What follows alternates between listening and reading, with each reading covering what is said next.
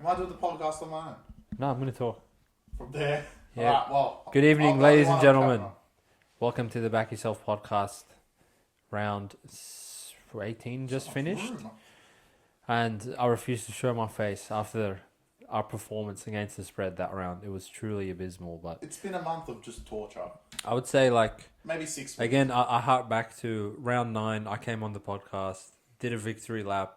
Chris and I had been profitable for about 2 months straight to start the season. And I did say, look, there's an equilibrium coming. Don't get your hopes too high. Those of you on premium, like, don't think that this is normal. Don't book trips, it's Don't- gonna happen. Like, start getting confident and sending out, like, full sending shit. Just be patient because The equilibrium. for every, like, peak, there is a valley of the equivalent force coming around the corner. And I will say officially, like, this round for me was rock bottom. And I was gonna say, do we ever are we ever gonna hit the bottom? But you're saying this is it. This is like Yeah. officially we've hit I it. believe, like, this is rock After bottom. Broncos, it's over. I think after the Broncos game, We've hit rock bottom. I couldn't physically sit and watch any You other gotta be game more for in the it because season. I'm ready for you to fucking start screaming at cunt. Yeah, good. Well, I got a lot to say, but I think I'll be out of it after the Broncos game because I got nothing to say. Dogs, I don't give a piss. Cowboys, you cunts are fucking sick in the mind. Well, they're good. Tigers, I mean, you're just garbage. So it Tigers is what are it good. is.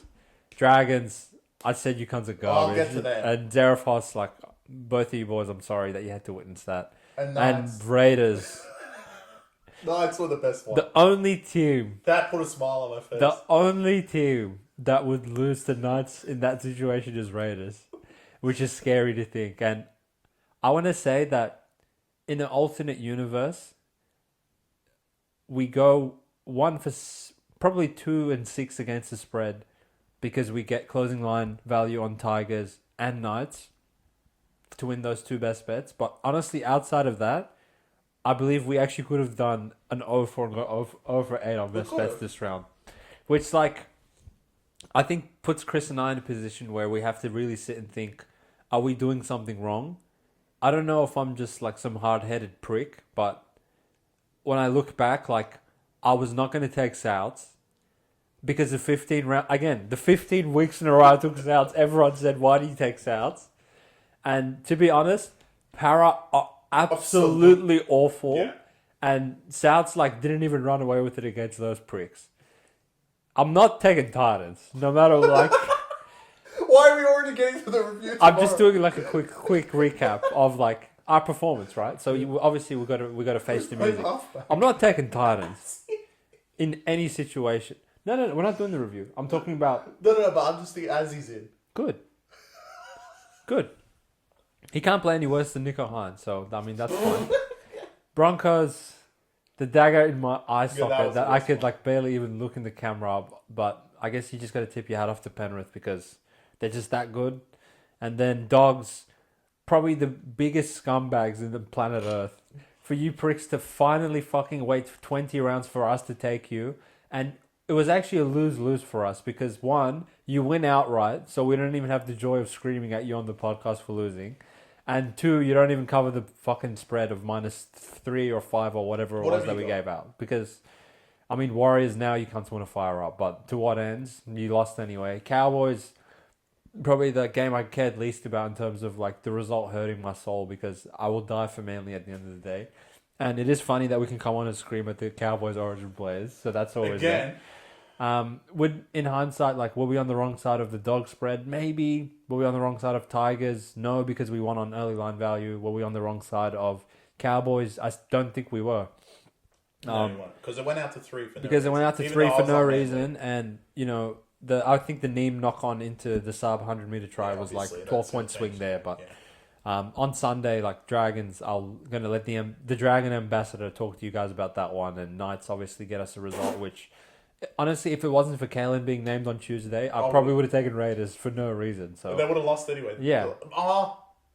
Callum was pretty good. Callum played well. Like, I didn't think he would play that well on the turn. What I'm saying is, I took Knights knowing that they're going to go to $1.60, right? But Yeah. had I been late to that, and I bet the game at Raiders 230 and Knights 160, I probably would have taken Raiders. Oh, well, I didn't get that much down on the $1.90, so I did take -3. So I was sweating You it. won it by half a point. But yeah, again, I think Tigers one really just showed, like, it's the one game that the punters actually won. That if you took Tigers early, which with all the noise and commotion, you got 12, you did a good job, and you deserved to cover, even though it was lucky at the end. It was a stupid way to cover But in the you end. deserved to cover it. I don't think Tigers deserve to lose by 13 plus, but they're awful. And if you took Melbourne 13 plus on game day, Why?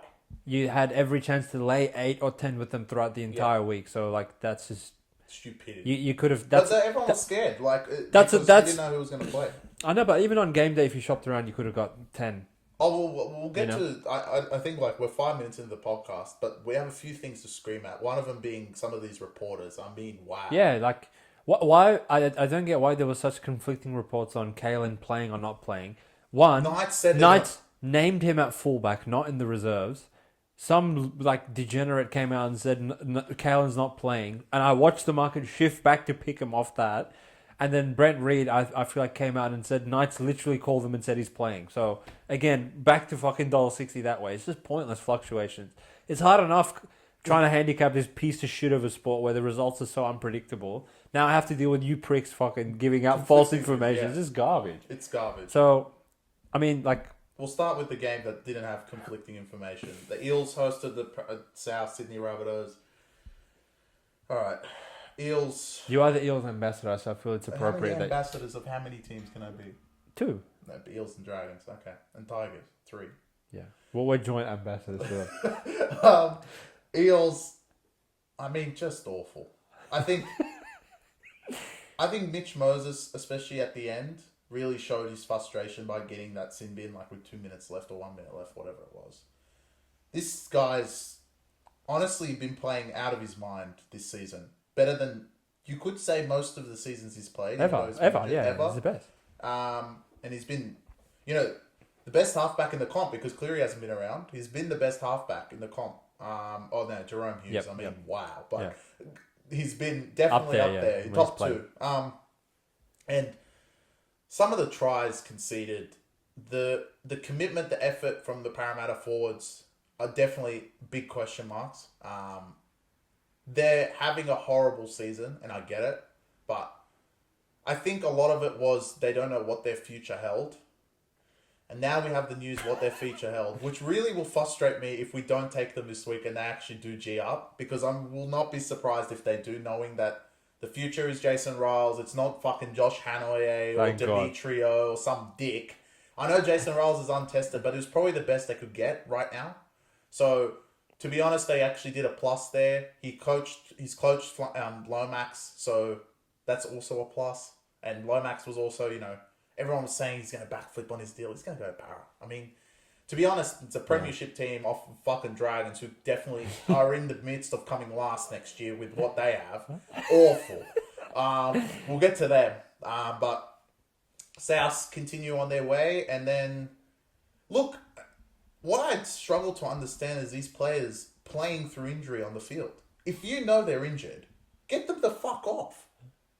Who are you referring to? Mitch Moses, when he played Manly, foot injury for 12 weeks. Played the whole game. We sat here on the day that Mitch Moses was announced injured in shock. Yeah. Because he played fine. Yeah.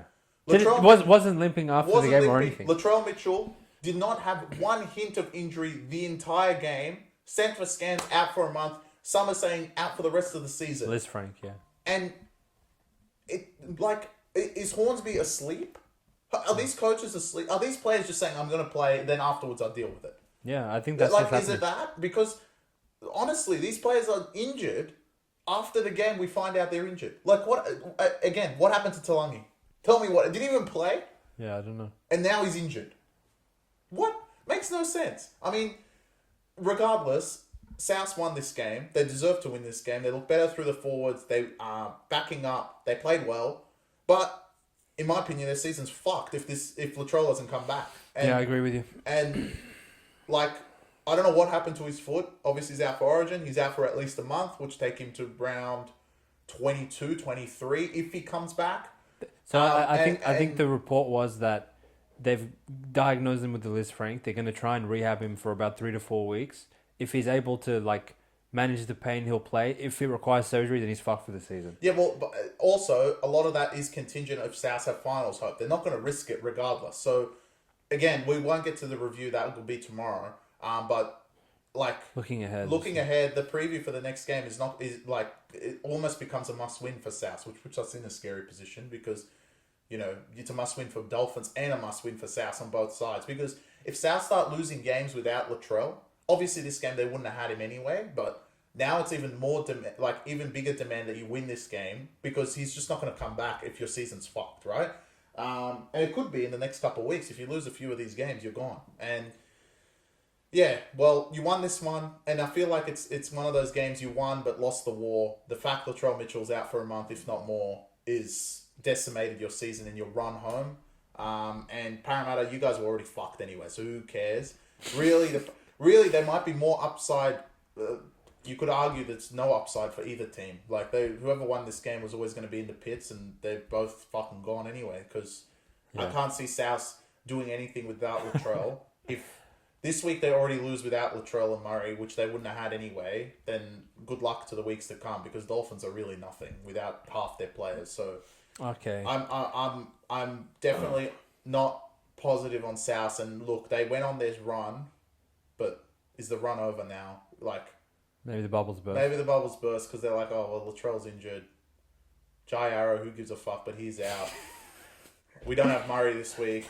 Who gives a fuck? Like, who's really going to try in this game, to be honest? So, I think that's my analysis. Para, awful. South, congratulations. You won the battle, but definitely lost the war. I'm going to keep it short and sweet for Para because I have said like a few weeks in a row that I feel it's unfair that we give them so much coverage on this podcast because we keep backing them.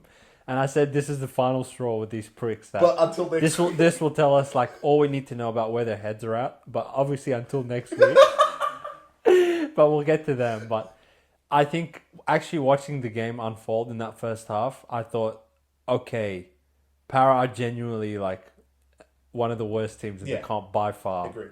Because it wasn't even like, you know, the lopsided scorelines in the sport at the moment is a weight of possession, which we're going to get to illustrated perfectly in the following game where Penrith played Sharks. But in this game, it was actually lopsided in Para's favour. Like, Para got all the calls in the first half. Souths were the ones dropping the ball. And Para lived in the Souths 20 for the first half an hour of this game. And they just could not score. Under any fucking play that they ran, any offload that their forwards tried, I didn't really see Brown and Moses combining like in their proper backline shifts, but again, even once they did, like there was literally a freeway to the try line, and Sean Russell didn't score, and the conditions probably made it a little bit hard for Para to play that expansive style. And Souths, which they were, again, this is what like pisses me off about Souths, that for 12 weeks when you had 10 times more players than you do now, you can't refuse to like lift a finger in defense, that you would let Brad Schneider just walk to your try line and put the ball down. All of a sudden you find this newfound resilience, but you have actually left yourselves with zero room for error going forward, that, oh fuck, 3 games without Latrell, like we can't survive it. Where if you had a few more wins on the board, you could lose a couple games and then Latrell could still come back and you could make a finals push. If you just played like this for half of the fucking games that you quit at the start. But now that you're actually trying, like, all you had to do was repel Para for about 15 or 20 minutes, and then easily, like, the first try, they just walked, like, through the Para's line, no one coming across in cover, no one trying. Like, Gutherson, I don't know how the fuck he stopped Cody Walker from scoring, but he just, like, that's something that you'll get out of King once in every while because he's a fantastic defensive fullback. But the one before halftime, like, that was... I mean, the ref, first of all, these refs need to fucking wake up that when they're deliberately giving away these 6 agains with 2 seconds left on the clock, obviously the ref doesn't know that Para's so horrific they're going to concede a try, but they're just sitting there waving 6 again for an hour. Give them a fucking penalty so they can take the 2. That's what you cunts actually should be doing, but... We'll get to the refs. Para are so god-awful that literally, like, 4 players were on Cheecam, and this, it's like they heard the siren, the imaginary siren go off, and they're just like, oh, good, like, we'll just let him go. He can offload to Cody Walker, and he can just go put the try line down, and we'll just come out and quit in the second half. I think, like, from a handicapping perspective, Souths at Pickham when the market opened was very, very sharp, and I'll give you guys that. But when they got the $1.55 at Bankwest and Para were +4 all the way, I was like, okay, like I'm not really that comfortable laying this with South. So laying anything. let's just like take Para, see where it goes. But they just weren't committed enough, and they didn't execute on attack enough. In hindsight, had the game been 50-50 possession throughout the entirety, Para would lose this by like 20 something. Easy. So definitely we were on the wrong side here. I'll put my hand up that, yeah, like probably should have just fucking gotten off the Para train after the Knights game. But unfortunately we were on the wrong side. And I want to say we're probably on the wrong side in the next game as well, which like infuriates me 10 times more than this game because No, we were on the wrong side. But we didn't take it out. That's the thing. You knew that like Para have like essentially nothing to play for but pride, and they're just a prideless bunch of rats at this point. But Sharks have everything to play for, and they took the shot at Coffs Harbour where they normally play quite well, and Titans normally do not play quite well. But you wouldn't know it because if anyone missed this game, don't go and watch it. Go and watch the Sharks-Dolphins game and the Sharks-Dogs game because it was just a copy-paste of the exact same script. Sharks go out there, make an error in the first 3 minutes, give away 106 against, concede 2 garbage tries, concede a pointless sin bin from Talakai for no fucking reason whatsoever. After half an hour, Titans are 21 of 22 completions. Again, I thought Penrith were playing on fucking at 8 p.m, not at 6. Well, they played, don't worry. And then Titans, like, how do you just concede to 4 and like that? I mean, I thought Tigers were the only cunts capable of that, but no, apparently Sharks with their number 1 defense where they concede 2 points in every second half of every week. Now they want to quit in the first half of every game. Which brings me to Nicho Hynes because... What are you going to say? Once Talakai comes back on, for the rest of this game, Sharks essentially dominate possession for the entirety of the next 55 minutes. And the forwards, you know, Royce Hunt, that Brazilian guy that I still don't know his name, all these boys, like, they are absolutely peppering Titans for the rest of the game. And Ziggy, I mean, it's like at halftime we live bet Sharks. It was incredible. Like, some of the calls they were getting, like... Was it that bad? I didn't watch this game. Firma got tackled and got up and like pushed one of the Sharks players, and Ziggy gave a penalty to Sharks. He was like, "You're doing crazy shit on the field." Actually, I don't know if someone there's a. It was insanity. Honestly, yeah. Yeah, he does the review of all the games afterwards. Ziggy actually missed the count on one of the sets. Yeah. Really funny. He gave Sharks 8 tackles and they still didn't score. It was like Ziggy, I'm telling you, was giving them just some crazy fucking calls. But obviously, cometh the hour, cometh the fucking coward, is what he's turning into. Nicho Hynes, mate. Like, I'm not going to be the type of bloke that says you don't deserve your Dalian medal, like me, or says that you're a shit player, or you lack skill, or you are just like not that guy. Well, you aren't that guy, I will say that, but for you to just completely fall off a cliff in this way to the point where I actually sat watching the TV and I swear on my mum's life, you put me on a lie detector, the buzz would not go off. I would have rather have had Drew Hutchison on Friday night instead of Nicho Hynes. he must have been awful. Talk about just like incredibly passive, not willing to get involved, not being Nicho Hynes. And if you're going to be like that, you may as well put Atkinson at halfback. Which they will. They showed like way better execution and a willingness for him to even take on the fucking line, for God's sake, with wins in Penrith at Amy Park that, honestly, with Nicho Hynes, they haven't won a game for fucking 6 weeks. So, Sharks, again, I don't think they're a bad team. I still think they're very talented. They do a lot of things well, but again, same movie over and over again. Fall into a huge rut to start the game through just stupid discipline and a lack of intensity, I want to say, which really confuses me because I feel like Fitzy, all right, it happens once, fair enough. It happens twice, all right, shame on me, but it happens a third time. I'm really like scratching my head as to why the fuck Fitzy can't get him to come out and have a go in the first half of these games. But Titans, on the other hand, again, the Penrith Titans, they played fantastic. They were committed. Where the fuck was this the first 5 weeks? David Fafita's possessed. Foreign's playing well. The whole forward pack played great. Kinney's insane. Kinney looks like fucking Billy Slater. And yeah, fair play. Like, you guys got another win. And it's another back to the drawing board round for us that we said. I think I specifically on the preview said that teams that go on a bye, come back, play garbage for no reason. These cunts, either side of the bye, have been fantastic, and I'm very impressed with both of their performances. So well done to the Gold Coast Titans. Oh, I mean, I'm still going to say strip him of his Dally M. I mean, the collapse in the last 9 weeks since Magic. He hasn't won a game since Magic Round, guys. Wake up. He hasn't won one game since Magic Round, where obviously the despicable Roosters lost to them, as per usual. But, I mean, awful. Awful. To lose to Titans after the games you've played is absolutely awful. Now, we didn't send out the spread. God forbid we sent out the spread. Minus something. -9 was completely the wrong side, and that's why I didn't want to take it. How dare we take head-to-head as well? How dare we? I assume that they're going to win at $1.30 as favourites in Coffs Harbour. I didn't watch much of this game. All I knew was I opened my phone, they're down 12-0. Then I was like, it's Titans, don't worry. And then I opened my phone again, and it's 16-20, I want to say, to Titans. And Sharks were $1.70. I was like, are we going to score? We're going to win. We're going to win a game head-to-head. And obviously some dickhead drops it, and then all of a sudden it goes to $81 live, and we're fucked. Yeah. For whatever reason. I don't know what happened, because I didn't watch a second of this game, because I was at the end of financial year party. Thank God. I'm not going to even go back watch the highlights. I don't give a fuck. As far as I'm concerned, Hynes, you are an Origin halfback, a Dally M medalist, a Premiership winner. You should not lose to Titans. That's it. All that needs to be said. No, I agree. Sharks, like, you can't really... Where's the resilience gone? Yeah. Seriously. Where's the resilience gone? It's They there. were defending so well. It's there. I don't know why they just fall asleep at the start of the game. It's really like back to the drawing board. So well. They were playing so well. Why does this not happen to the next team? Which grinds my gears even more. Because every team has a collapse. Every team. Except one motherfuckers.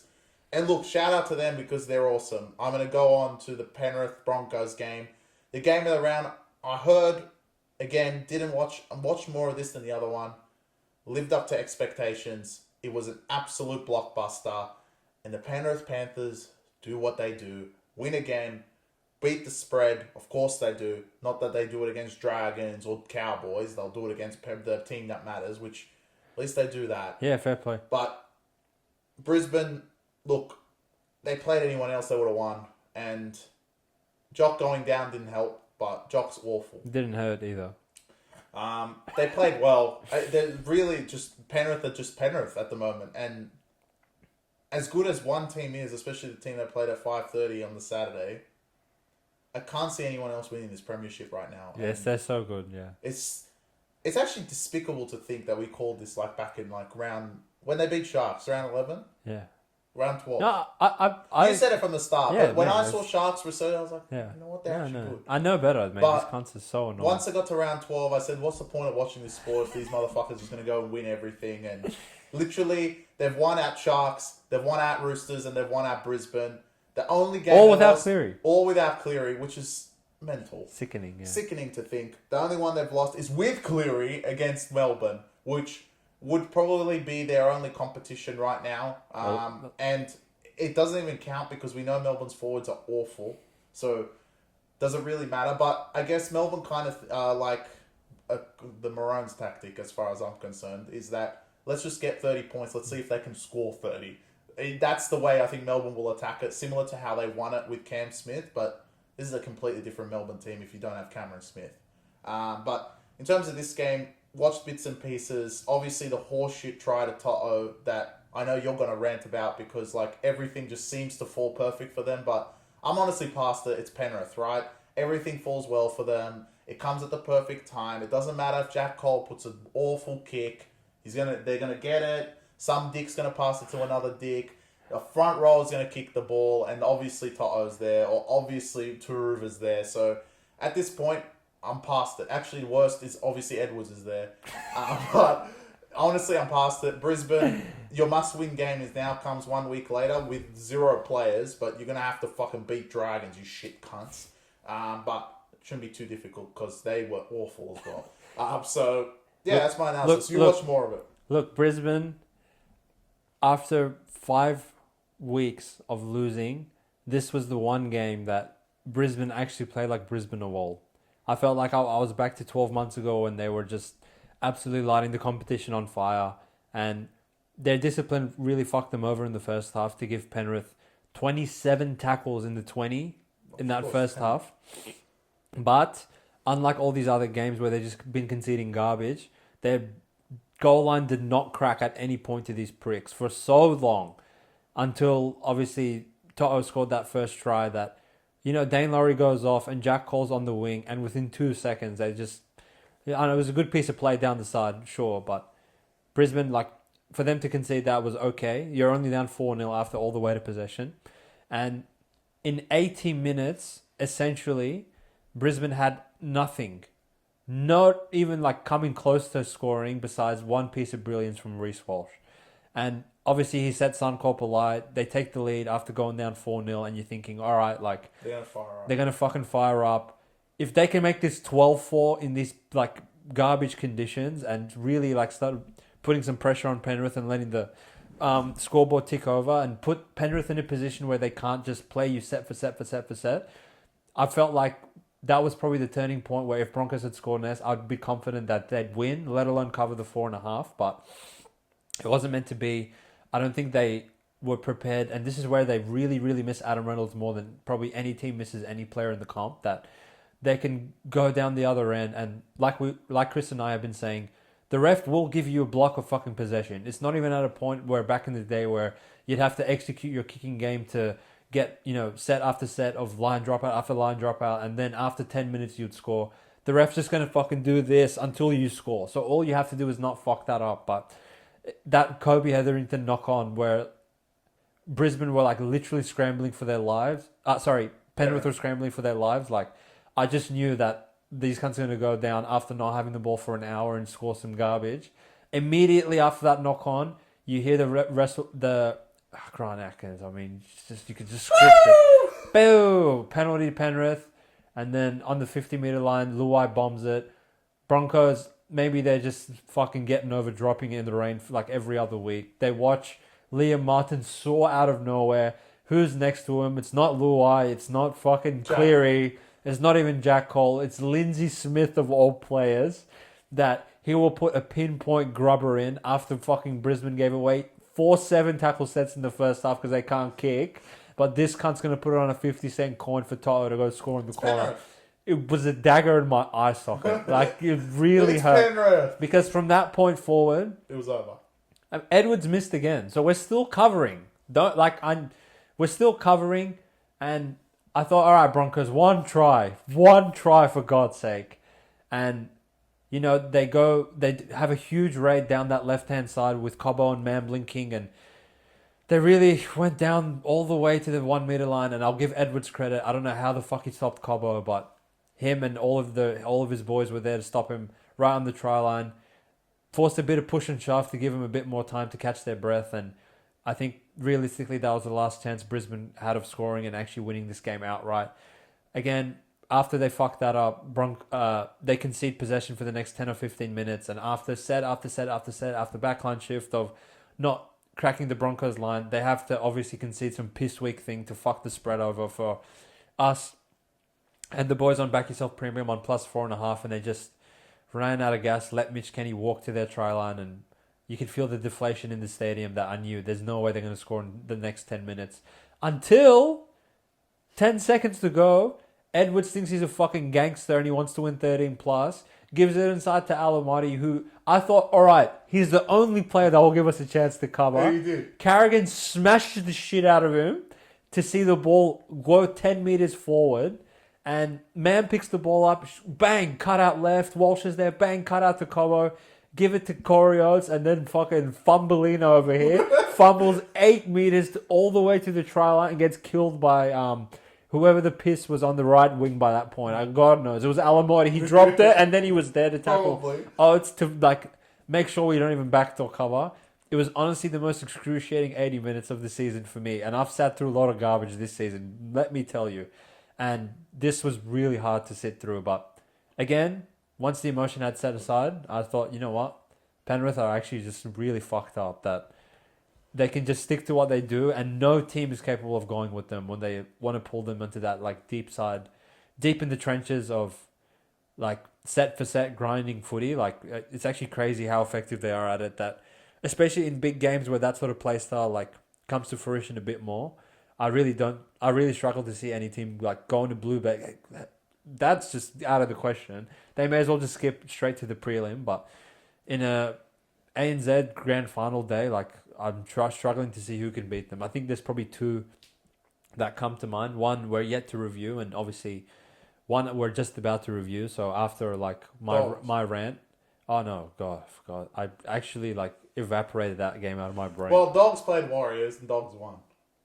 Yeah, good chat. I mean, no, all right, we'll give Dogs a bit of their time.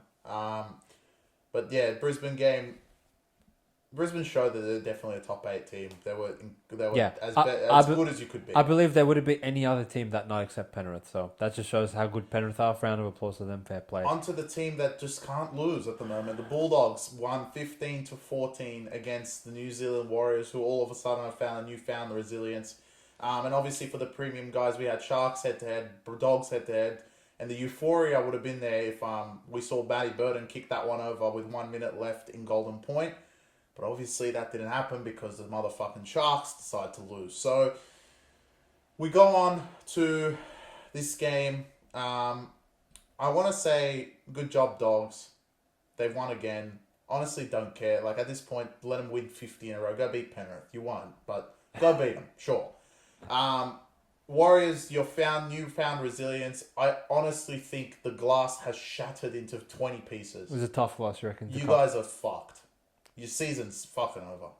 And to lose all 3 of your backline in the one game, I don't think any team has gone through that. So it would have been such a big lift to win this game without them. And obviously next week, I don't know, Kossi goes on the wing. Who died in this game? So Chanzi's injured. Yep. Montoya's injured. Downs, HIA. They all got injured throughout the game? Correct. Fuck's sake. HIA, obviously Dallin didn't pass, didn't come back. Montoya did his hamstring, and I think Chanzi did his knee, something like that. Lower extremity. So they're all gone. Wow. Obviously Tohu Harris, for whatever reason, was out this week. I think he'll be back next week, but this was a killer. The way that you guys lost this game was a killer because you played great. Again, RTS at fullback, to me, seems already better than Chance. He played fantastic, got so many meters from the back, ran hard, did everything he could for his team, to be honest. Tamari Martin, Chanel Harris-Tavita, you guys played fantastic as well. But Dogs just have that kind of role at the moment. Again, back to Graham Hansley. Is that his name? Hansley, yeah. Hansley. You know when your team is just front running and like in that state of just winning every game, shit like this doesn't get called. And if this was Para, Tigers, Sharks even, 100% that was a late tackle. And the fact Salmon gets injured, I don't give a fuck if he broke his jaw. It was late by a mile. It wasn't even close. And, you know, the excuse of we didn't get the right angle, it was in the middle of the fucking field. You dumb fucks. Anyway, hearing that afterwards really doesn't help Warriors either because they know they would have taken the 2 and probably won this game. And they deserve to win for how well they played with no one. But the Bulldogs pull one out of the hat. They go into their bye with another win down their belt and into 5th place. Their defense, as well as it could be, one of the best defensive teams in the competition. Obviously, there's Penrith, but you guys are right behind them with another team. But I'll get to them because I know why they're defending so well. They're the nucleus of this whole problem, in my opinion. But shout out to the Dogs. Won the game by 1. Burton missed one from 12 metres out. He ain't like Nicho Hynes. You don't give him 2 shots, and the second one went off the post and in again, which is insane because it's 2 weeks in a row. That's the run they're on, right? That's just the run they're on. You know, things like that happen. So I think they're just playing good footy and playing hard, and they're all playing for each other. I agree with you. I think I want to give Warriors a lot of credit for the effort they showed in this game. I think they had a lot of reasons to come and quit to the Dogs, who are flying high, and I think especially having all that weighted possession at the start of the game and seeing Burton run from his 10-meter line to their try and off the intercept pass could have been a backbreaker, but Dogs was a bit uncharacteristic of them to let down score literally 2 minutes later. It was like, oh, okay, we kind of got away with having 6-0 on the scoreboard when we didn't really deserve it, but now it's 6-0, so it's like that never even happened. Obviously, Warriors go up 12-6, have most of the ball for most of this game. Dogs are kind of going set for set with them. They're not quite out of it because it's still a one-possession game the whole time, and then obviously they put the bomb up and Kickow does what Kickow does great, which is compete in the air and catches the ball, slams it on the try line. It's 12-all, and then you're thinking, wow, like this is probably where Sean Johnson is needed the most out of anyone, because even though he's playing garbage from a ball playing perspective, like he has shown that in these moments he's very capable of winning a game with kicking a field goal in a golden point situation. And you kind of felt that, okay, once Sean's out of the equation, am I really scared of Harris Tavita? Probably not. Am I scared of Tamara Martin? I mean, I'm definitely not. Nicho Klokstad doesn't really provide you that kicking from fullback, and he was dead anyway. So I think like Pompey from like, yeah, he can kick goals okay, but he's really not a specialist field goal kicker the way that Burden has actually developed into at this point. So I feel like at that stage, after the no call on the Salmon incident, the game was only really going one way. So again, shout out to the Bulldogs. They found a way to win. They're on that winning high at the moment, and they're just turning losses into wins, where it seems like everyone around them is turning wins into losses. And they solidify themselves in 5th position with a chance to bang on the heels of the teams in the top 4. So Warriors back to the drawing board, back to New Zealand, back to having a bye and trying to make a late push. I still don't think they're out of it based on they are. Based on who else is in the equation. I mean, I'm not putting my fucking eggs in the basket of Dolphins, Knights, Raiders, Cowboys, all these pricks. I'll put them in one of them. Which we'll get to, but it's definitely not going to be the team that hosted the Melbourne Storm, the West Tigers.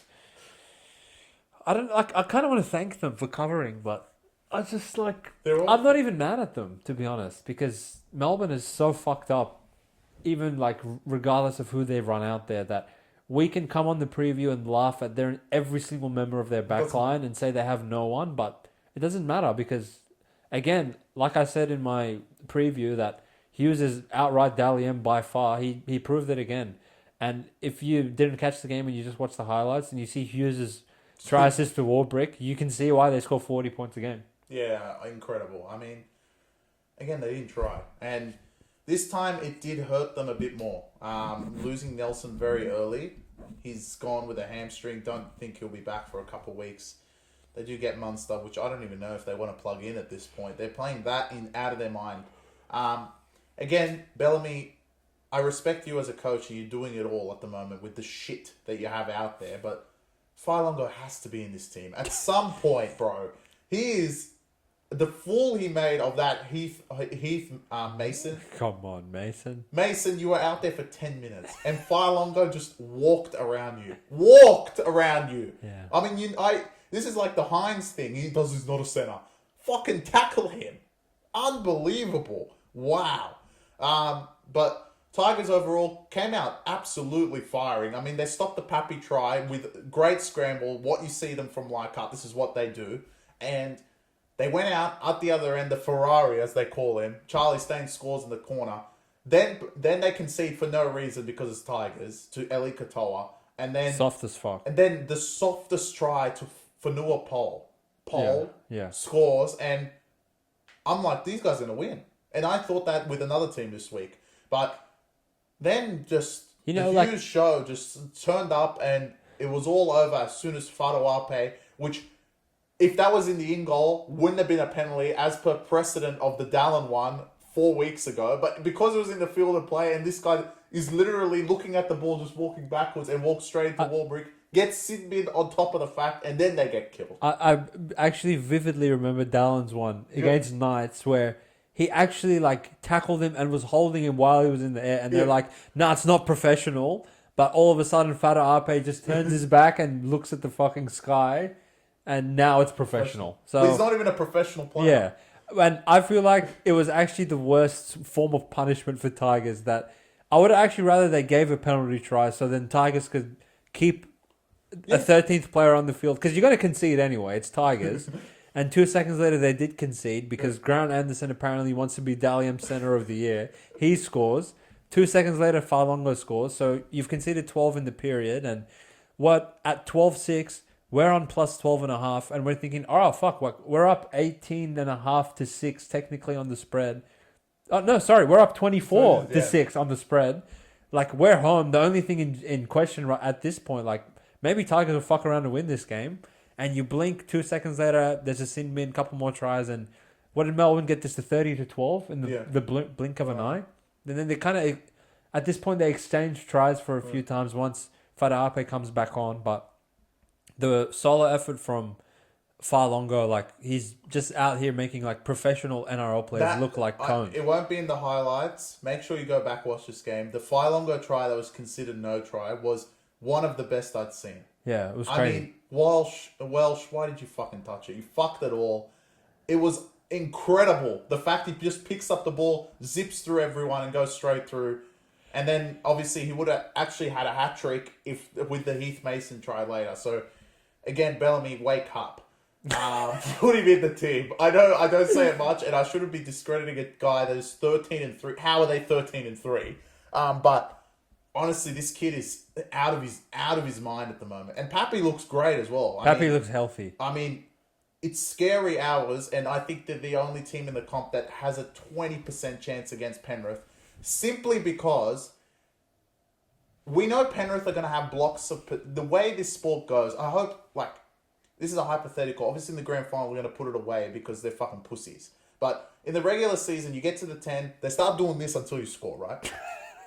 I think if they get to that point, Melbourne have a better chance at defending Penrith than Penrith have a chance at defending Melbourne the way they're playing right now. If you discount just doing this. Interesting, yeah. And if it's just that, and it's 10 metres versus 10 metres, Melbourne are going to get at least 30. At least. With everyone, at least 30. Can Penrith score 30 points? That's the question. Now, obviously, in the grand final, it will suit more of the Penrith game because this guy's not going to do this for 5 hours. He's going to give maybe one penalty, maybe one inside the 10, and that's it. And Penrith's forwards are obviously 10 times better than Melbourne, right? So they're going to dominate. But in the sport that it is right now, of this 6 again garbage, all the nucleus of one particular team on Sunday, it suits Melbourne because you can't give them more than one set on their fucking line. They're going to score at will. Well, that's why they're first. That's why they're first. And that's why it's working, right? Because as soon as it gets to that point, it's just try.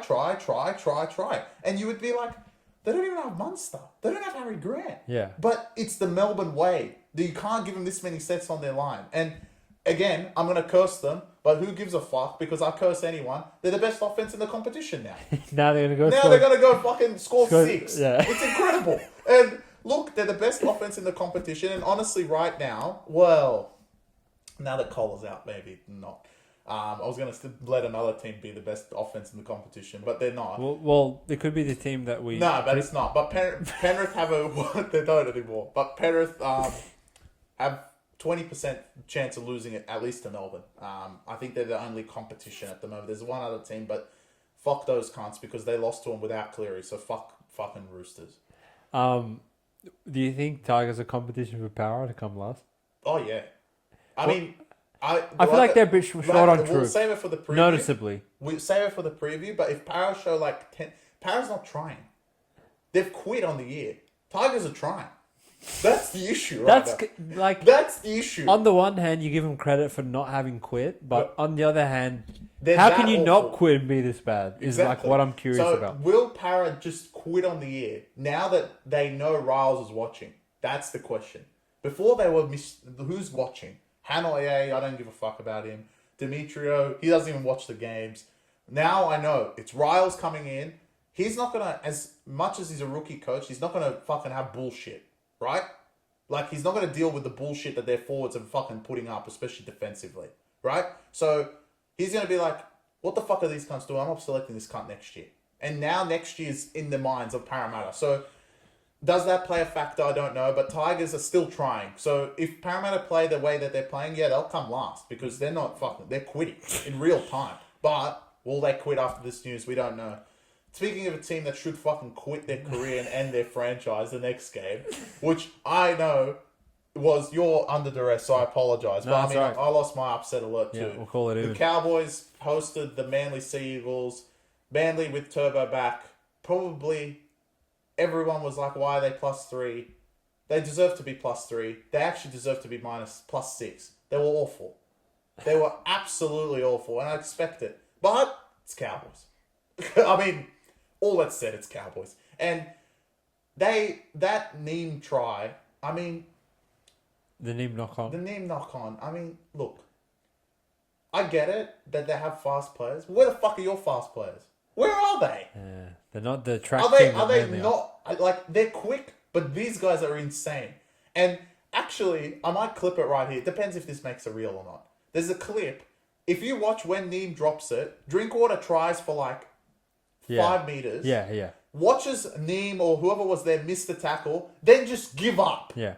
And then obviously Collar's gonna fucking run away with it because one of your quickest players really doesn't give a fuck and didn't get back on time. And Collar, like, he actually passed it to Saab, and there was 3 players there, and Saab beat them all anyway. But like, if Drinkwater was also there, maybe he wouldn't have scored. Yeah. You fuck. But it's Cowboys. They still got their chance back. Val Holmes obviously misses the clutch field goal, which is strange to see because he seems to fucking kick it in prelims. But anyway, misses it. You give Cherry Evans 2 cracks at the cherry, and I mean, your night's over. And Manly, as undeserving as they were, get the win on the board and really solidify their spot. And as far as I'm concerned, I've etched their spot into the top 8. I agree. Kohler being out doesn't help.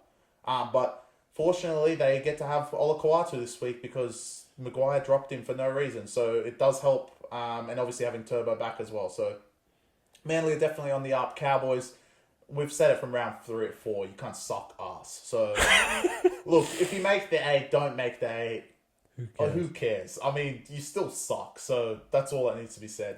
They could have been unlucky because I thought Manly played awful. Again, like, wow, Cowboys. They really just, like, find a way to they lose. may as well go to Purdue's face and just spit in his face. Yeah, literally. Because they sit on the sidelines, watch these cunts with no players go and beat the, like, creme de la creme of the competition, and then have the audacity to come back the following week and quit. Yeah. It's actually insane. It is. When you sit and think about it. But I feel like this game is the perfect epitome to symbolize Cowboys over the last 2 seasons. They do everything, like, as many stupid games and as much bullshit as they do, they end up in a position where, like, they're just knocking on the door of the 8, or they're just in the 8, or like, oh, okay, they won that game at $6. Now they're fucking favorites. They're back in Townsville. They win this. It's like a 4-point swing between them and Manly. They can go and maybe they can make the top 4. And then Neem drops the ball and just no one's in sight. They actually like brought. I want to say that Neem error and the Saab try definitely cost them the game. Yeah, of course. Cost them the spread as well because if Neem just holds the ball and they force a couple of repeat sets and score themselves, they'll just do this. Manly, like, they're not going to come back Manly from that. can't defend. Manly, like, really can't defend. But Cowboys, like, I don't want to fault them for effort throughout the entirety of the game because they came, like, ready to play. And Manly are no slouches. It's not like they lost to fucking Tigers or something. They lost to another team that we're, like, sitting here campaigning of, oh, they could be, like, a dark horse to do whatever. But, you know, like, at the same time, it's Manly. Like, if you play them at Brookvale, obviously we would lay 8 with them there. We don't give a fuck. But Manly's not really the type of team you can be confident to go up to Townsville and get a result in that way, especially in a field goal contest. Obviously, they have Cherry Evans, so anytime you're in a shootout with him, you're probably at a disadvantage because he's one of the best in the whole sport. But I'm saying for Manly to even be in a position where it's 18-all, like, to concede 3 tries to Saab, like, The first one where, I mean, sure, Cherry, like, he had the ball on an absolute string and it was a laser pass to him. like, But, I mean, come on, boys. It's 4 minutes into the game. Like, it just sets you up for such garbage. And we know, like, them and the team that we're going to review next, 2 of the biggest front-running rats in the sport.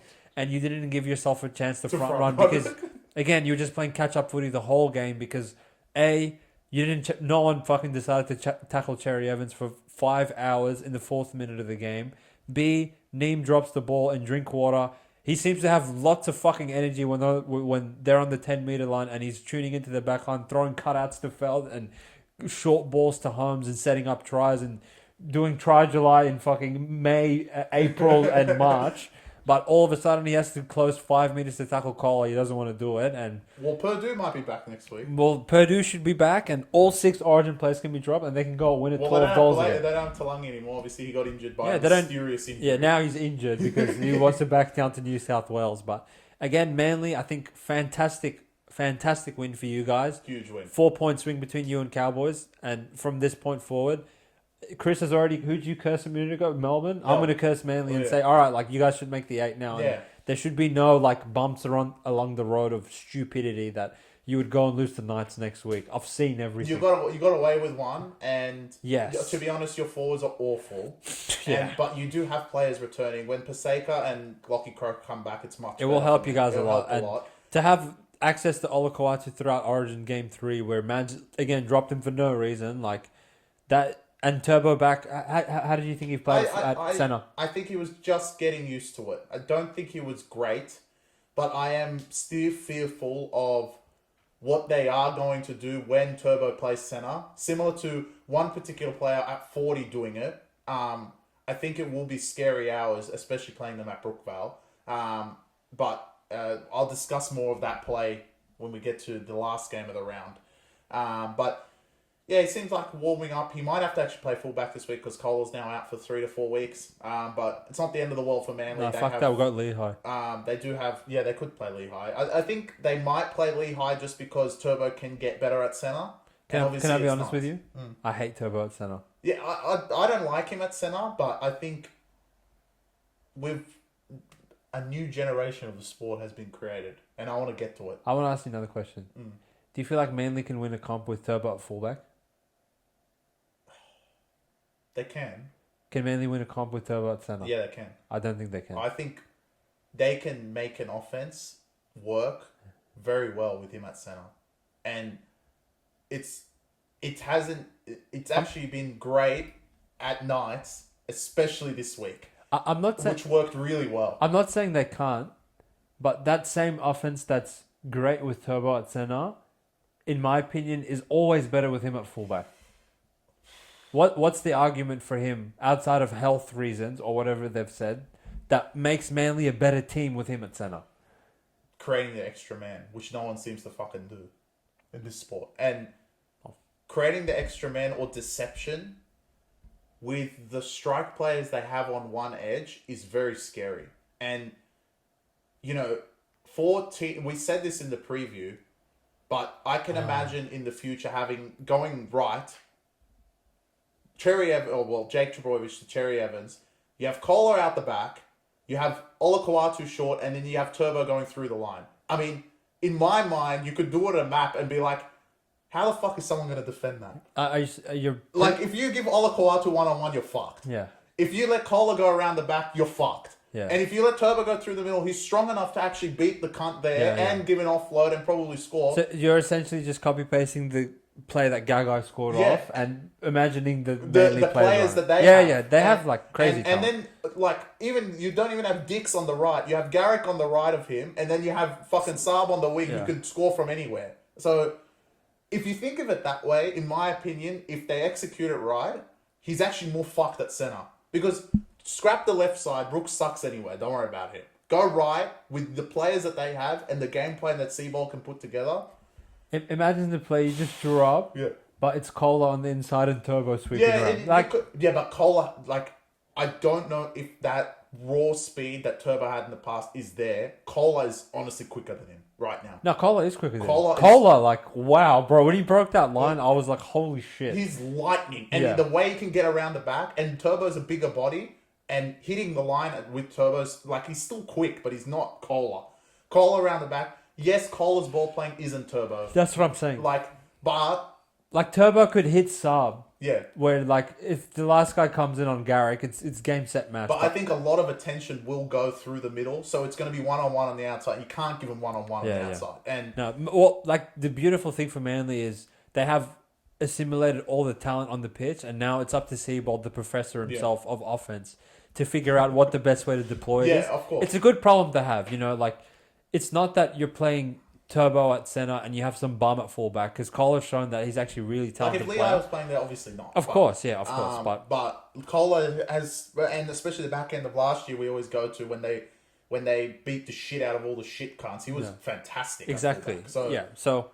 But I still think back to the year that Turbo won Dally M, and I think if you can get that out of him with Cherry Evans and Brooks and Hamoli and all these guys, then that's Manly's recipe for potential competing for a premiership. But anyway, we'll see. Speaking of premiership contention, Chris, The Sydney Roosters. The Sydney Roosters. Well, it's my upset Fuck alert. your upset The Dragons, awful for the first 20 minutes. Obviously, Maria Hargreaves on his game that he's capped more than any other Rooster gets sin bin. Should have been a market for that. Should have been a market, honestly. Hit him very high. I know it was a sin bin, but fucking close, bro. But anyway. Do you feel like if it actually like forced a concussion or the guy like stood down dying, Yeah. they would have contemplated sending him off? It was pretty bad, but if you watch it live, it wasn't obviously. It wasn't Swali's. It wasn't Swali. Anything you think of, it wasn't Swali, right? So it was pretty bad. But anyway, obviously he does some dumb shit as per usual. Dragons don't score against 12 because of one thing I will get to in a second. But overall, they defend very well, the Roosters. But it is because of one particular thing, which we've actually been screaming at with every other team. But these guys are the nucleus, in my opinion. Back to the game. They go up 14-10 with 12. 14-0 with 12. Little scores after 5 hours of Dragons having the ball. The other side of halftime, Bradley thinks he's playing NFL and leads with his helmet, but he doesn't have a helmet on and gets concussed and ruled out for the match. And Triopolotu scores in the corner. 14-12, I honestly thought, like every other team, Roosters didn't have enough points on the board for the weight of possession they had. But they let Collins walk over, and the front-running bitches that the Roosters are just piled it on. And then when James scored with Couchman chasing him, it was pretty much game over and the spread was gone. But I want to get to the talking point for my opinion, and maybe a lot of people are not gonna hate on this, but it is what it is.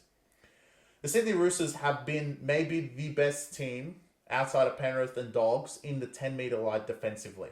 They smother opponents. They don't let teams score. And watching this game, I completely now understand why. These motherfuckers are offside every single tackle. And I'm going to roll a clip that's right here that will show at least 3 players offside, and it is up to the ref to fucking call it. Now, what usually happens is they call 1, they call 2. At this point, they're actually calling more than 3 before a sin bin because they're just fucking waving their hand every 2 seconds. And eventually, the team that can't score, i.e. Dragons in this case, drop the ball and Roosters get away with it. And all of a sudden, it evaporates. Now, the referees, I get you're calling 6 again every tackle. And I understand we're getting frustrated, so are the fans with how it's actually rolling. But it's all because of these fuckwits. Something has actually done through the coaching. I'm not calling out Trent Robinson because I don't know Trent Robinson. I don't have him on speed dial like I do some of the other coaches. But something has been told to this particular team. Let's just fucking go offside. Fuck it. We don't give a fuck. And eventually it works. They don't sin bin. You watch today. How many fucking 6 agains did they give on the 10? It was like 3 in a row. They don't sin bin. Dragons drop it. The weight of possession goes the other way. Roosters score. Then Dragons come back again. Okay, Little scored. All the pressure just goes away and they can give another 3 more 6 agains. Why can they do that? It makes no sense. So, these dickheads are the nucleus of the whole problem. And if you can get more pressure on the offensive team by being offside, and this motherfucker is like, well, I can't just keep fucking calling it, then, eventually, Dragons are going to drop it, right? Because there's so much pressure, or they're just not going to score, because all the team is just pressuring so well, and they're actually not 10 meters out. Because, as far as I'm concerned, there's no way this team miraculously just figured out how to defend. They are not a good defensive team. They're actually very ill-disciplined, usually. Trent Robinson's got, all right, you guys are going to be ill-disciplined, at least do it in the 10. They're not going to fucking score, at least. If they're ill-disciplined in the middle of the field on the 20, this guy's going to give 6 again, and on top of that, you guys are already tied because you keep running back. If you give it on the 10, all right, I have to run back to my goal line. Who gives a fuck? And they defend there for 4 hours, weather the storm, and then they're going to get 10 calls because the ref, in this case, I don't know, it was Ashley Klein or Ziggy or anyone, just likes to equilibrium to make sure he gives enough calls on both sides, and Dragons fucking quit. And that's what happened. And eventually this is happening across all these shit cunt teams, and that's why they're losing. So, back to the problem. Roosters being offside 90% of the time. Watch their next game. They'll play Melbourne. All of a sudden, they won't do it anymore. But against the shit cunts, they're not going to call it. And if they do give 6 against Melbourne, they're going to fucking concede, aren't they? Because like I said, they're the best offense in the comp. You can't just keep fucking doing this and Fire Longer doesn't walk over the try line. So just wait. But the nucleus of this whole problem is because teams are exposing it, and the number one team doing that is the Sydney Roosters.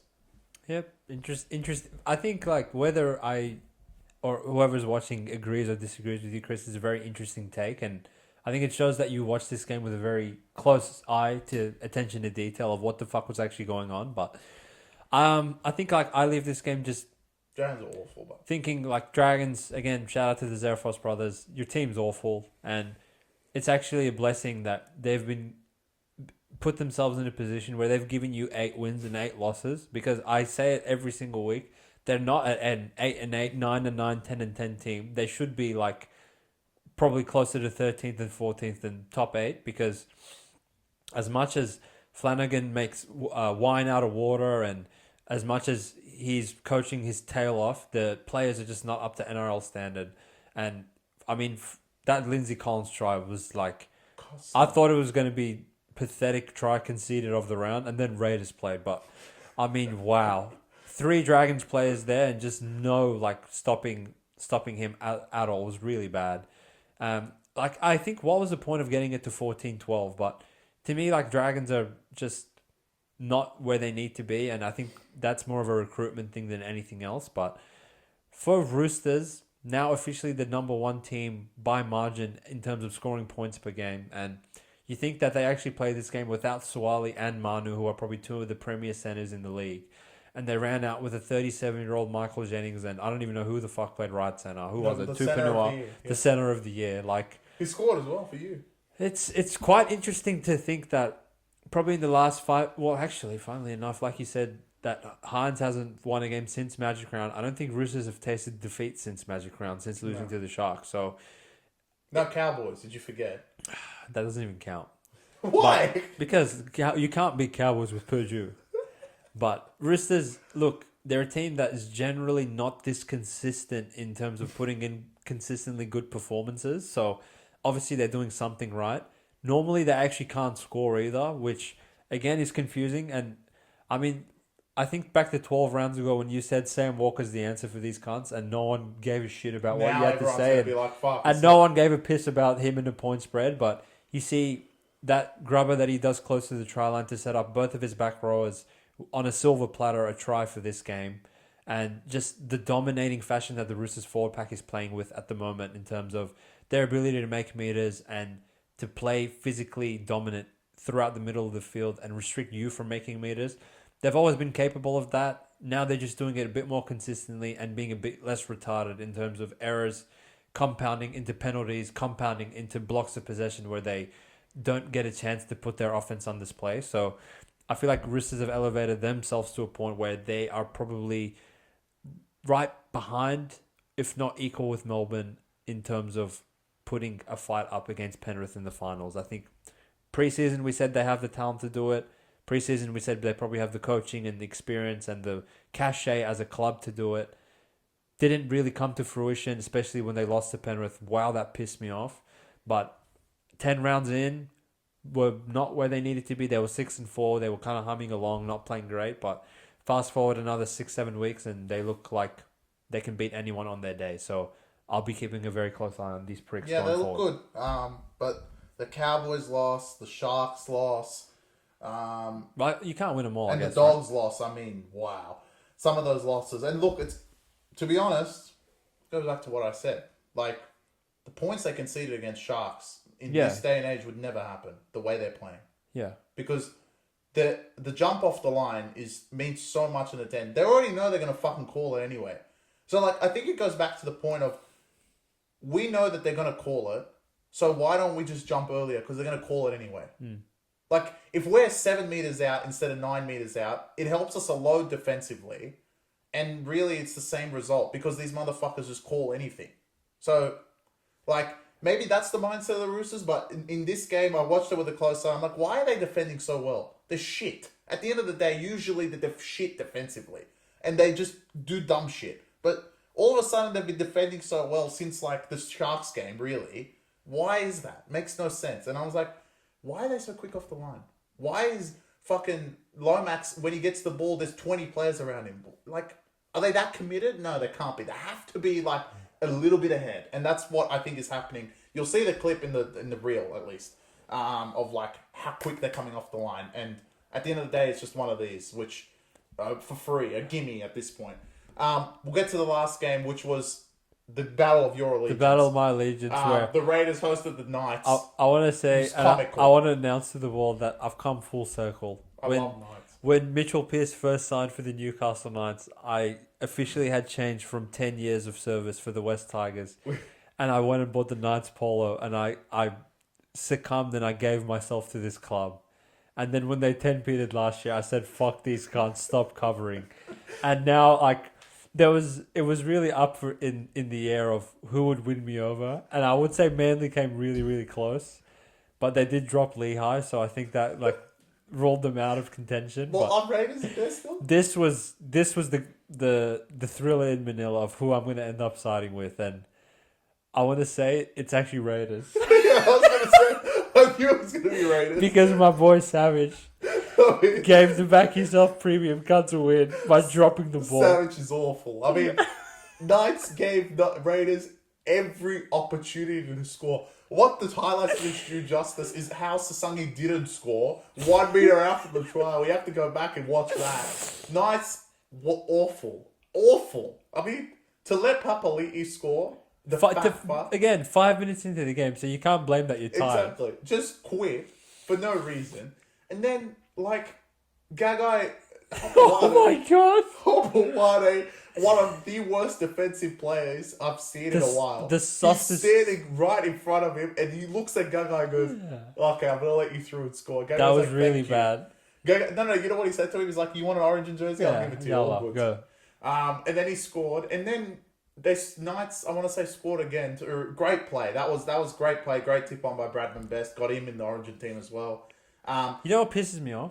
Like, where was this every other week? No. Not that. It's Knights. All right. You fucking, like, inbred teams that... What the fuck do you do at training that you can't just run that play? They're doing it. They're making their 10-peat run. I'm putting them in my 8 right now. Knights are going to 10-peat again. Knights might make the 8. I know they might, but... After this week. Can you answer me?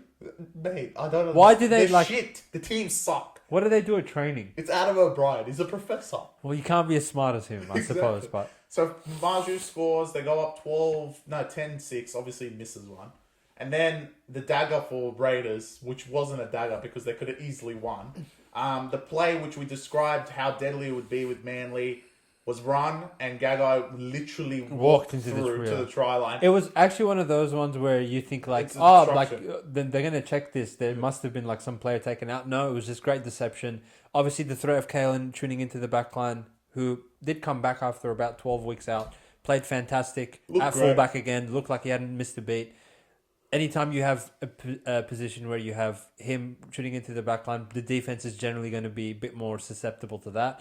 And they had the option of Pierce ball going short, so that draws in the thing. And again, it's just a numbers game, and Gagai coming from literally God knows all the way over from the right side of the field. No one had expected him to be there. He scores to put him up 14-6, and from this point forward, Knights peppering the Raiders try line. Looked like they're about to score again, and then Usain Bolt gets the ball for Raiders. Intercepted by maybe the slowest free safety of all time, Elliot Whitehead. KO Weeks, he's actually disrespectful. It's a Bugatti, how fast he is. Wow, bro. Lightning off the mark. And he goes and scores, and then I was like, here we go. Here come the Raiders. They came, they tried, they threw everything they could. They just could not get the ball over the line. Obviously, the kick at the end, Savage, what a liar. Absolutely claiming he scored when he clearly dropped it. And then Knights hang on for a 4-point win, and the 3.5 wins. Obviously, we were on head-to-head, but it wouldn't have mattered because they fucking won by 4. And if he actually scored, they probably would have kicked it, so they would have lost anyway. Yep. So at the end of the day, we do get a win on that one. Knights were definitely the right side in this one. I can't imagine being on Raiders. Raiders look awful, and this was also another dagger for them. As much as it hurt Warriors, it would have hurt the Raiders this week. To lose another game at home to Newcastle, despicable. And from the performance that you played in round 1, obviously they had Fogarty, but anyway. He's not fucking Jonathan Thurston. He's not God. to the performance that you played this week is night and day. And, like, it's mostly the same thing. Obviously, no Hudson, no Fogarty. I get it, but to lose the way you lost at home and Knights to give you every single chance to beat them, dropping the ball every single set. The commentators were like, Knights just need to hold on to the ball for a set, and they couldn't do it. Everyone was dropping across the park. Raiders kept knocking on the door, just could not get through. And then the savage knock-on was the final dagger when they had an opportunity. And look, Raiders, they're like 12th, but like we said last week, they may as well be 20th. They might as well be 20th. They're awful. Fucking finished. And I think Raiders are a good barometer for why this season's been so hard to handicap because, look, every team has an intrinsic value and you are as good as you are. But to me, what has been the hardest thing to wrap my head around is, and if I was to ask you this right now, Chris, I don't think you'd be able to actually answer me in a informed way that would make sense to both of us. Why do Raiders, for example, and you can use this logic and hypothesize it with many other teams, why do Raiders start the season 8-4 with the same pricks? Take out Fogarty, who's won above average NRL halfback. He's no Jonathan Thurston. He was in good form, fine, but he's no Jonathan Thurston. And then the same pricks that got them to 8-4 are the same pricks that go to Campbelltown and concede 50 points and then lose to Knights, who are trying to give them a win. You can't explain it right now. I these don't understand. Titans lost fucking Dragons by 24. Yep. They lost. Yet alone with Tino. Yep. They lost the Dogs, 32-0? Yeah. And that was with Tino, and now 66-6 to Warriors. It truly baffles me. This same... No. Heaven forbid I put it that way. This Sharks team plus Hynes... Sorry, without Hynes, go to Amy Park and win, go to fucking Suncorp and win, and you bring him back, and all of a sudden you can't beat the bottom feeders. So that, in my mind, was where, I don't even think it's a matter of handicapping the games or whatever, because I think we've shown that we do handicap the games right in terms of getting on the right number, and we showed that in this night's game. I think we're the only cunts in Australia that took Tigers in any capacity and won, because we're the only pricks that gave them out at plus 12, which it was not plus 12 for long, let me assure you of that. But in terms of just, all right, going into this game, the spread is X. One of the teams covers the spread by 20 points, 30 points. So it's not a matter of, you got 2, 3, 4. What's the most fucking value you can get in a game? Maybe 6, maybe 8. If there's a major injury, cluster injuries to a bunch of good players. The games that are going 20, 30 points the other way, either side of the spread, I feel like we're getting all of those wrong. Yeah, we are. I don't think, besides probably New South Wales in game 2, which we sent out, any other game where we're not all right, we scraped half a point here and won. If we're just flipping a coin and picking games, it's landing on tails. We're picking heads, and it's landing on tails 80% of the time. Literally. And look, Raiders, we addressed this actually earlier with NRL physio, all these fucking pricks. Fake reporters. Apparently, Matty's shoulder's fucked, and he seemed to be out there perfectly fine. So, look, he played. Kalen, you mentioned earlier, was reported to be out, even though the Knights staff said, what the fuck are you cunts talking about? You guys are inventing shit at this point. Yeah, literally. And it's affecting the markets, but it like Hussein says, it doesn't matter, because eventually one of them's going to cover. For Knights, it didn't matter. You could have got them at Pick'em. You could have got them at -2, -1, -3. You could have got -4 flat, and you would have your money back in your account, because conveniently, even if you got -4 flat, which I don't even know how you would do that, and how the spread never got to that, but maybe some bookie would have done it. So funnily enough, once Kalen was actually named on the Tuesday, Raiders were 4.5 for a few hours. Well, there you go. If you took 4.5, that's the sharp side. Yeah. And you won by half a point. Yeah. But honestly, at that point, that was when, okay, Timoko's not going to play. Kalen's going to play. Hudson's dead. Hudson's out. Fuck that. Yeah. And honestly, fuck that. But if you won the 4.5, congratulations to you. 3.5, it didn't matter you take Pick'em or not. They won anyway. And like I said, if Savage scores, they kicked it and you lose anyway. So that's what we're playing at the moment. And it's frustrating, that's for sure. But we mentioned this at round 8 when we had 8 winning rounds in a row. And it was actually the biggest round of wins in round 8, for myself at least. And obviously for Premium as well, because we all won the same gamer and we went from there. from that point, it has been, even at that point, it was a shit show this season. Just idiots winning all the time, but we're getting away with it. And then now it's just been 10 rounds ever since Origin, just rubbish after rubbish. Teams beating teams that they shouldn't, then losing the week after to teams that they should beat. It's just, that's the way it's going. And look, Sharks are a perfect example. Sharks this week play Tigers without Nicho Hynes. What's the case that they're going to cover whatever their spread is? Yeah. If not more. You know, Sharks at the time are fucking idiots. It opened at 13. They're going to win by 14. Yeah.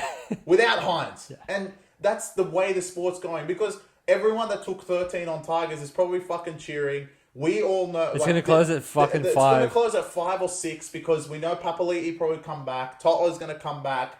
Junior Tupou, which actually really fixes the Tigers' backline. When you look at the Tigers, you're like, they're not that bad. Yeah. And without Nicho Hynes, Sharks have been awful. You got the right side with plus 13. And they're going to win by 14, aren't they? The shit cunts. Yeah. So, shit like that, you can call it out right now in the review. Yeah. Watch them win by 14. Yeah. So, you could have got them on early, but the way it's going is that that's not even safe anymore. And I feel like in previous seasons, that was safe, no matter what. I agree. And they would lose, but they would lose by 8. And then you'd be like, all right, all good. I'm on 13. And at this point, it's either going one way or another. And you know what? It's going to go actually of two ways. Sorry, I apologize. Either Tigers are just going to win outright, and you're 13, you are sharp, but it doesn't really matter. Or they're going to lose by more than 14. Yeah. And I agree with you. I mean, that's just the way the sport is at the moment. It's the same with the Dragons this week. Like I said in the upset alert, the reason I took them upset alert is don't take the points, take them at their head. Because if they're going to lose, they're going to lose by more than 12. And they lost by more than 12. So it's just the way the season's going at the moment. And what is kind of hard for me to put my finger on, where we're kind of referencing the rule changes and all this shit. In the COVID era, when they first introduced 6 again, we saw like massacres, and it was a result of the rules, right? But if anyone remembers that season, or maybe you weren't punting, those spreads were getting absolutely huge. Like, if you were a top 4 team playing a bottom 4 team, you were minus 20, minus 22, 24, 26, 28. And those teams were covering. We were coming, like, we didn't have a podcast at the time, but we would put our heads together and like, what the fuck do these spreads have to get for us to win on a plus 20 whatever? Yeah. Because, like, 6 again, try. But now it's like, the ref, like I said the other week, the ref flips a coin before the game, and as soon as he gives one team a call, it doesn't matter like whether it's the favorite or the underdog, that team gets the ball for the next 30 minutes, and it's just about what the fuck they do in that 30 minutes. Yeah, but then the coin flips, and the other team gets it for at least 20 minutes. Yeah, but the thing is, the team that gets it first, if they have enough of a brain to score a couple tries, it's over. The other team's too tired. Yeah. Which is exactly what the fuck's happened to Sharks in the last 3 weeks. They didn't all of a sudden become garbage. They're not imposters that you don't get to 10-1 on accident. But the last 3 weeks, they drop the ball early, and then they don't see the ball for fucking half an hour, and then there's so much pressure on them to score that Hynes starts shaking, and then they just lose. Yeah. So, like, that's pretty much the direction the sport's going in at the moment. Yeah, and so it's up to the teams that weathered the storm in that period of time. So we'll get to it more, but obviously all of this means nothing because in Origin they're not going to do this shit, and in the grand final prelims they're not going to do it. But us sitting here doing the regular season all the time, we get to see it in and out. This has been a longer podcast because we've had a whole round for once. But we will have the Origin preview, probably one of the most anticipated, at least in my time. A decider, of hunting. baby, a decider. Big decider at Suncorp with a few changes for both sides. I think Queensland's ones are definitely more interesting than New South Wales. For a change, yeah. Yeah. And then we'll have the round, which I'm actually really excited for. I actually think it's a decent round across the board, especially from a punting perspective and for some teams going in. I'm scared. For what? Nines. Whatever, like, I'm scared of going 0-5. We're not going to go. I think, like, as a podcast and as a premium South thing, like, I need Manly to play 5 every single game. South are playing. That's good. Well, the Raiders aren't playing, are they? Nah. Oh. They've been too good to me. And Knights, well, they're playing. Knights, well, I don't know if you can even call them Knights. It's like they're Knights without Zords. Yeah, pretty much. All right. Thank you guys for tuning in. If you guys appreciate the support. All right. Thank you for everything. We'll chat to you guys later. Have a good one.